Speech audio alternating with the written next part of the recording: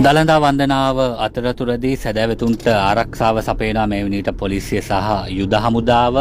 එම අවස්ථාවේදී යුද හමුදා සෙබලකුට පොලිස් නිලධාරියෙකු ඉතාමත් අසෝබන විදිය බැන වදින වීඩියෝ එකක් මේ වනි විට සමාජ මාධ්‍ය තුල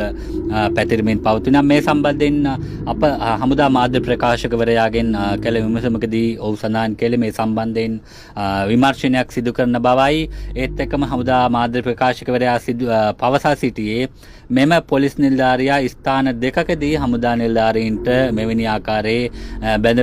බැනවැදීම් සිදු කර තිබෙනවා කියන කාරණාවත් හමුදා මාධ්‍ය ප්‍රකාශකවරයා සඳහන් කළා. හමුදාව හැටියට මේ සිදුවීම කිසිසේත්ම අනුමත කරන්නේ නැහැ කියන කාරණාව තමයි හමුදා මාධ්‍ය ප්‍රකාශකවරයා සඳහන්